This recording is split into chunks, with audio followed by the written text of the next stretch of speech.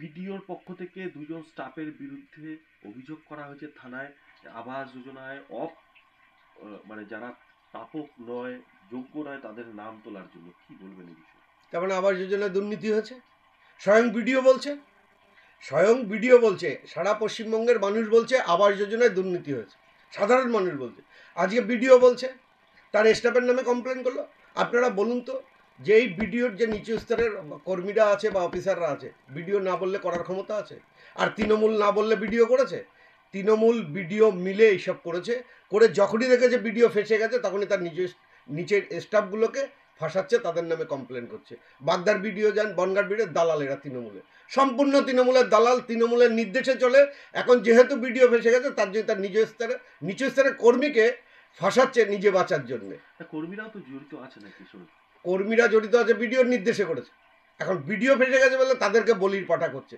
সে কথায় আছে না, যে রাজায় রাজায় যুদ্ধ হয়, উলু খাকড়ার প্রাণ যায়। নিজের প্রাণ বাঁচানোর জন্য এই কর্মীদের প্রাণের বলি দিচ্ছে, কারণ এই কর্মীরা বিডিওর নির্দেশ ছাড়া করতেই পারে না। সবাই দুর্নীতি করেছে 100%। পুরো বিডিও যুক্ত এর সাথে, পুরো বিডিওর স্টাফ যুক্ত এর সাথে, এবং এর মনিটরিং করে বিডিও, এবং তৃণমূলের যারা নেতা আছে পঞ্চায়েত সমিতি থেকে আরম্ভ করে এবং জেলা পরিষদ যারা আছে তারাই নিয়ন্ত্রণ করে, এবং এই বিডিওরা নিজেদের চেয়ার বাঁচানোর জন্য এদের দালালি করে বেড়ায়। আবাস যোজনায় অনিয়ম না, এটা কিছু খবর আমাদের কাছে আগে এসেছিল, যেরকম কিছু কিছু ঘটনা বা কিছু সরকারি আধিকারিকরা যারা এই দায়িত্বে ছিল তাদের মধ্য দিয়ে এই মেল প্র্যাকটিসটা করছিল। আমি ডিএম সাহেবকে গত এক সপ্তাহ আগেই জানিয়েছি যে এরকম ঘটনা ঘটছে, বোধহয় এটা আমাদের নজর রাখা উচিত। অর্থাৎ আমরা পেয়েছিও বেশ কিছু প্রকৃত বেনিফিশিয়ারিদের বঞ্চিত করে অন্য কিছু মানুষ তাদের নাম ঢুকিয়ে তাদেরকে এই বাড়ির টাকা পেমেন্ট করা হয়েছে।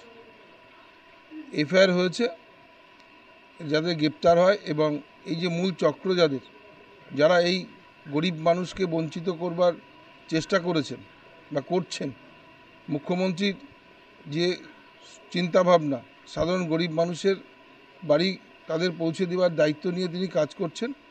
এক শ্রেণীর অসাধু সরকারি কর্মচারী যারা আজকে এই কাজ করছেন তাদের উপযুক্ত ব্যবস্থা আমি নেবার জন্য বলেছি, এবং খুব তাড়াতাড়ি এরা গ্রেপ্তার হবে এবং সত্য উদ্ঘাটন হবে। যারা যারা যুক্ত আছে এর মধ্যে তারা প্রত্যেকেই যাতে গ্রেপ্তার হয়, এবং এই ধরনের ঘটনা যাতে পুনরাবৃত্তি না ঘটে তার ব্যবস্থা নেওয়ার জন্য আমি ইতিমধ্যে বলেছি। কে অভিযোগ করেছে এবং কাদের বিরুদ্ধে? এখানকার অনেক পঞ্চায়েত প্রধানরাই বলছে যে আমাদের যে বাড়িগুলো পাবার কথা তাদের দেখা যাচ্ছে যে তাদের নামে বাড়ি এসে গিয়েছে, অথচ তারা পায়নি।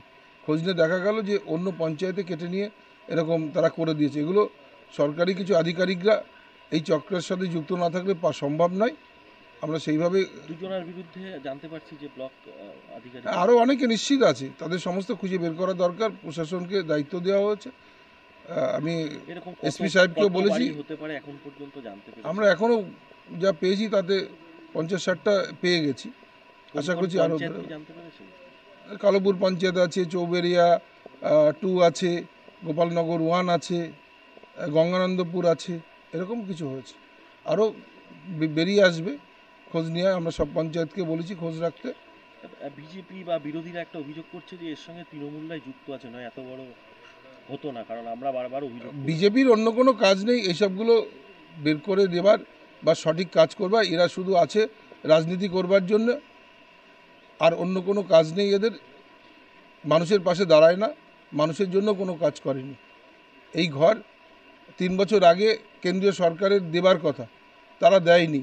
তাদের মুখে কোনো কথা মানায় না। আমরা স্বচ্ছতার সাথে কাজ করি। যদি কেউ কিছু অন্যায় দুর্নীতির সাথে যুক্ত থাকে, তৃণমূল কংগ্রেস ব্যবস্থা নেয়। বনগাঁ ব্লক অফিসের 2 জন সরকারি কর্মচারীর বিরুদ্ধে আবাসে যারা অযোগ্য তাদের নাম তুলে দেওয়ার অভিযোগ হয়েছে থানায়। কি বলবেন এই বিষয়ে? দেখুন, এটা তো দীর্ঘদিনই পশ্চিমবঙ্গের একটা কালচার। ভারতীয় জনতা পার্টি এটা নিয়ে দীর্ঘদিন প্রতিবাদ করেছে, এখন আমরা করছি প্রতিবাদ। যে 2 জনকে আধিকারিককে বিডিও অফিসের এফআইআর হয়েছে, কর্মচারী এফআইআর করেছে, এরা দেখুন এদের পিছনে তৃণমূলের মাথা রয়েছে। আর তৃণমূলের নেতা নেত্রী ছাড়া এ দুর্নীতি সম্ভবই না। তৃণমূল আর দুর্নীতি দুটো সমার্থক শব্দ। সেই সমর্থক শব্দের বলেই আজকে এই যারা কর্মচারী আছে তৃণমূলের নেতারা পিছনে আছে বলে যে চাকরি যাবে না, আমাদের দাদারা আছে, তার জন্য সেটা যেটা হবার সেটা হচ্ছে আবাসের টাকা সঠিকভাবে গ্রামগঞ্জে যে যাদের ন্যায্য অধিকার, যাদের পাওয়া যোগ্য, তারা পাচ্ছে না। মানে এটাই বড় প্রমাণ নাকি? এটাই বড় দেখুন, দুর্নীতি যে আমি প্রথমেই বললাম, তৃণমূল আর দুর্নীতি দুটো সমর্থক শব্দ। মানে দুর্নীতি না থাকলে সেখানে তৃণমূল তো যে কোনো প্রকল্প হোক না সেখানে দুর্নীতি হবেই। সেটা আমাদের বারবার প্রতিবাদ করেছি, বারবার আমরা বলেছি, সেটা আবার প্রমাণিত হলো। ভিডিও যেহেতু এফআইআর করে সেটা আবার প্রমাণিত হলো।